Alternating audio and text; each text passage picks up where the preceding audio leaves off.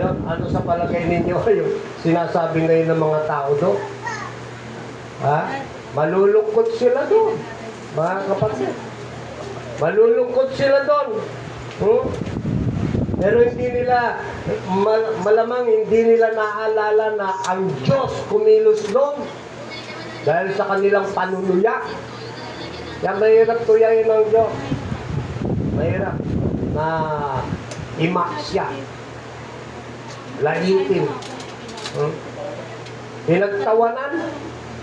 Ang Diyos hindi pinagtatawanan.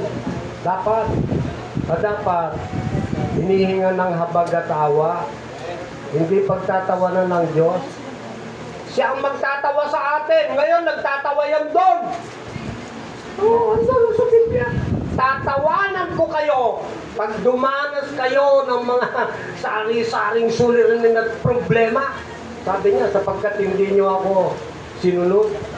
At dito po yun, tatawanan ko kayo. Proverbs 1 verse pababa po yun, 24 hanggang 25, 26, 27. Tatawanan ko kayo. Tingnan natin, mga kapatid.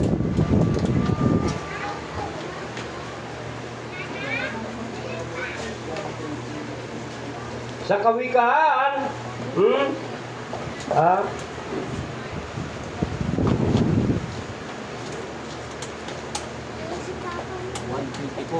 sabi doon sa verse 26, dahil dito kayo'y aking tatawanan kapag kayo'y napahamak, nasadlak sa kaguluhan.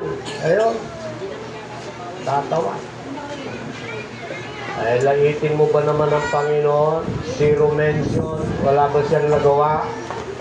Hindi ba dapat natin siyang masigit na pag-usapan? Hindi yung Golden Globe Awards na yun. Kundi siya dapat more mention about His miracles and wonders. Dapat. Hindi yung no mention. Zero mention. Kaya salamat sa Diyos, mga kapatid. Patuloy tayo na magbigay ng paglilingkod sa Panginoon sapagkat siya yung pag-asa natin. Kaya lagi nating aralin ang kanyang mga salita upang magsilalim tayo, mga kapatid, lumago sa pananampalataya. May Biblia kayo, di po ba? Saliksikin ninyo, mga kapatid. Saliksikin nyo habang meron pa kayong malinaw na mga mata. Saliksikin nyo, pagka lumabo na yung mata ninyo, hindi nyo na mababasa yung salita ng Panginoon. Habang malinaw pa ang inyong mata, tingnan nyo, sa kabutihan ng Panginoon, pinalinaw niya yung mata ko para mabasa ko yung kanyang salita. Ano ang sabi doon sa awit? 119 verse 48, ganito po ang sabi niya, mahal ko ang iyong utos. Dapat yung salita ng Diyos, mamahalin natin. Ang nagmamahal sa salita ng Diyos, ipinamumuhay yun. Pag kayo maglalasing, kung maglasing, mahal mo yung salita ng Panginoon.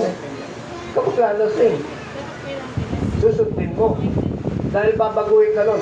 Napakaraming nakakulong ngayon yung paglalasing. Ngayon, nagwawala. Yun po ang kalagayan mga kapatid. Ano sabi niya? Ito'y aking ginagalang. Kaya yung salita ng Diyos, gagalang natin. Ang gumagalang sa salita ng Diyos, ipinamumuhay yung salita ng Panginoon. Amen? At sa aral mo at tuntunin, ako'y magbubulay-bulay. Yung meditation, no? Pag binabasa natin yan, bibigyan ka ng lakas. Lalalim tayo sa kanyang mga salita. Ha? Tapat at sigurado magtatagumpay tayo sa kalooban ng Panginoon. No? Kaya kailangan pagpapalain tayo, dudulong tayo, mamumuhay tayo ng tapat na namumuhay sa piling ng Panginoon, sa kalooban ng Diyos. No?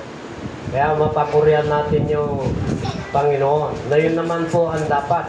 Dahil sa kanyang pag-ibig, mga kapatid, na hindi nagmamaliw. Sabi doon sa Genesis chapter 3, John chapter 3 verse 16.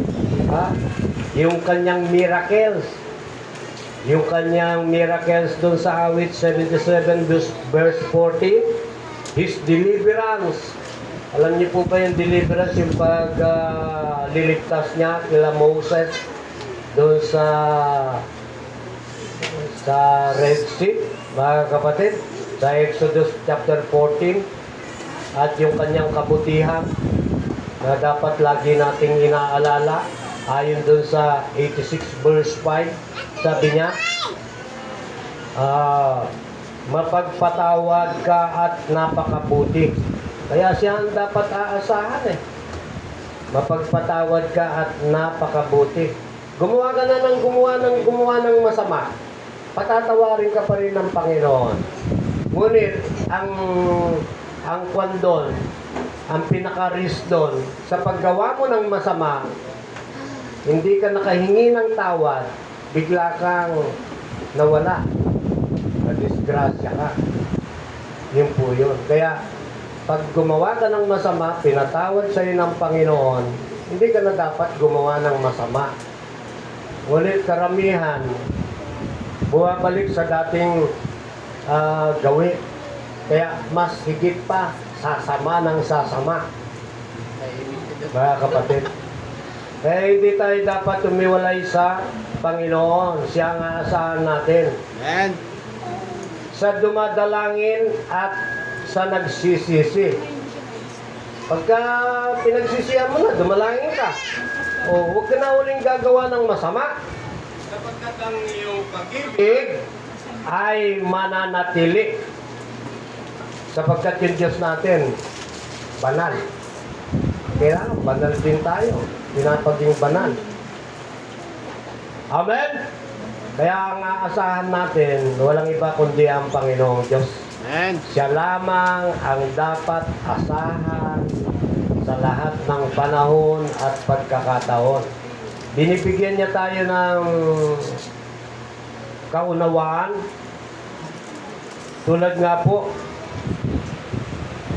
hindi ko na po ito